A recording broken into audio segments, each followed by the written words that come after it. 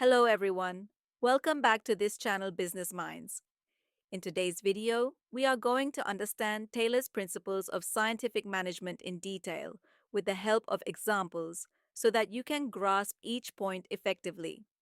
Make sure you don't skip any part of this video because this information could prove to be extremely valuable for you.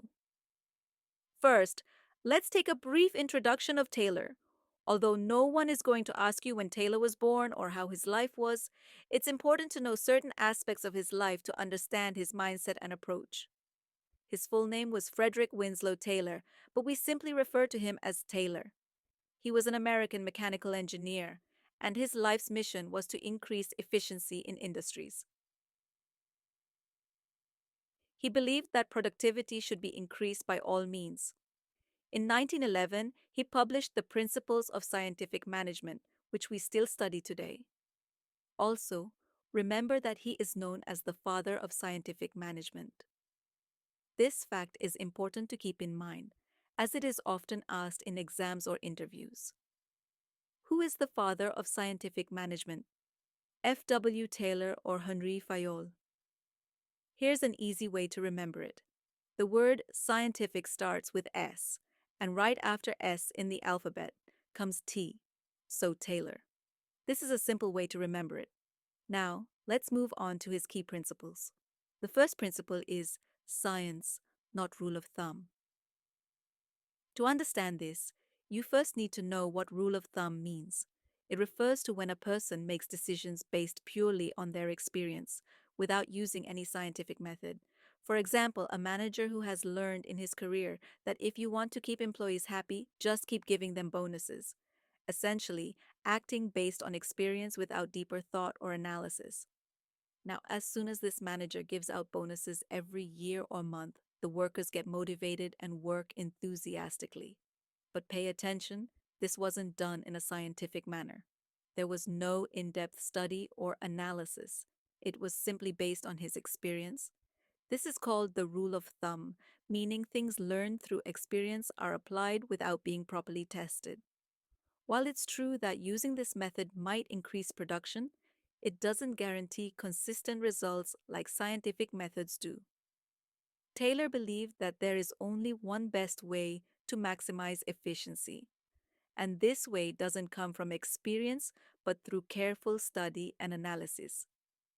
Every task has a scientific method which needs to be discovered through thorough study. Once we find that scientific method, applying it will reduce time and maximize output at minimum cost. According to Taylor, this approach not only saves time, but also prevents the wastage of human energy and resources. The whole process will be systematic, resulting in savings and increased efficiency for the organization. And look, everyone wants maximum results with minimum costs. If we adopt scientific methods instead of relying on experience-based methods, we can easily achieve that. This was the principle of science, not rule of thumb. Now, let's move to the second principle, which is called harmony, not discord. Harmony means working together in coordination and mutual understanding. In an organization, there are three main roles: the owners, who invest money, the managers, who run the organization, and the workers, who execute the tasks. Owners are not in direct contact with workers. Whatever the owners want to communicate, they do so through the managers, and the workers also communicate their thoughts to the owners through the managers. But sometimes the coordination between managers and workers breaks down. Think about it. If your middleman, the manager, doesn't get along with you, how will your message reach the top? And the messages from above won't reach you properly either.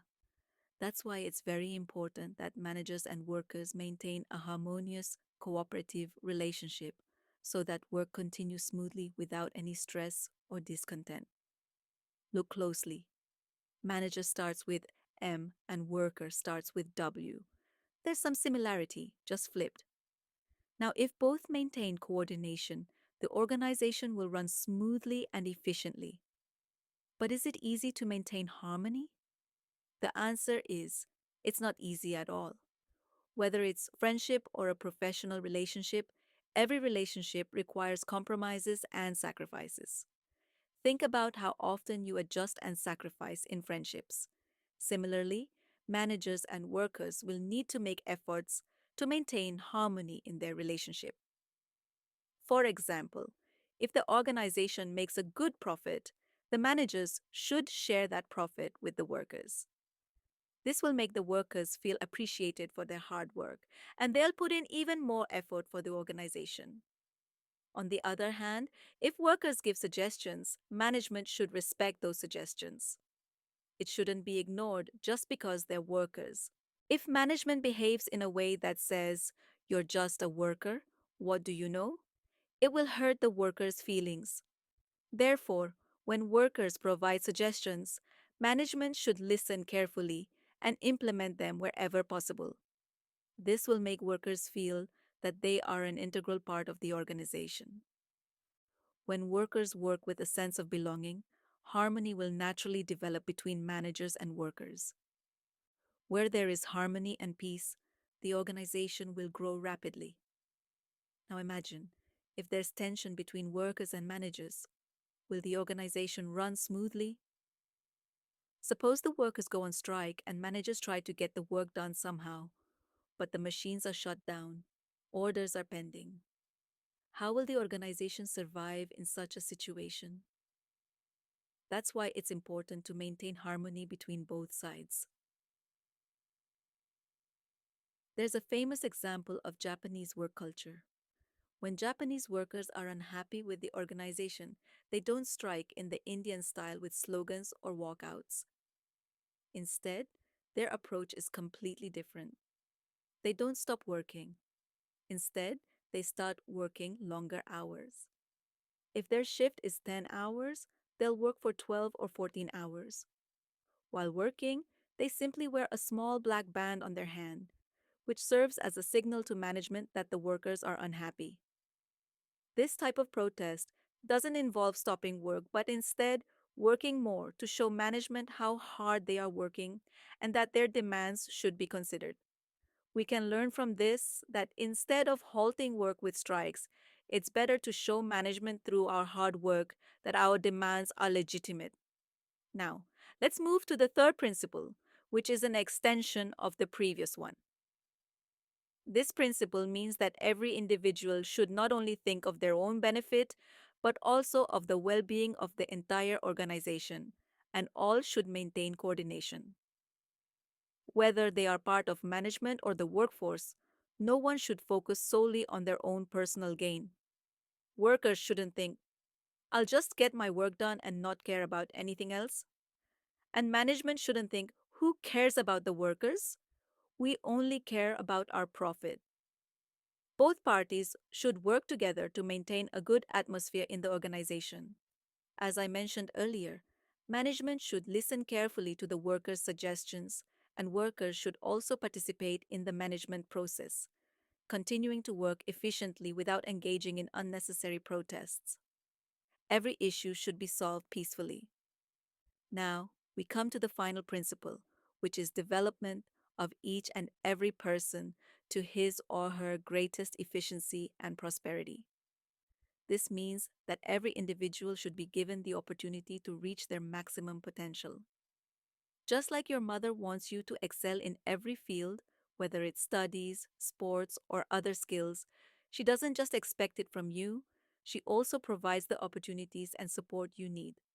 Similarly, when management expects the best work from its workers, it should also provide the necessary training and opportunities to help them reach their full potential.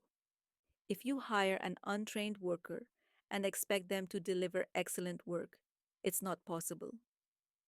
First, you need to train them, teach them the skills they need to improve their work. When workers are properly trained, only then will they give their 100%. And in fact, they might even give 200%. Workers should not just work for the organization.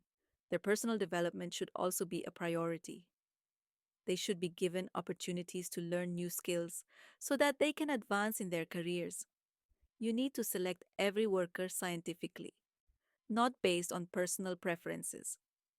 Assign work to them that matches their capabilities, and wherever training is needed, provide it. This will increase their efficiency and the organization will grow as well. Look, it's a very simple thing. The world runs on give and take.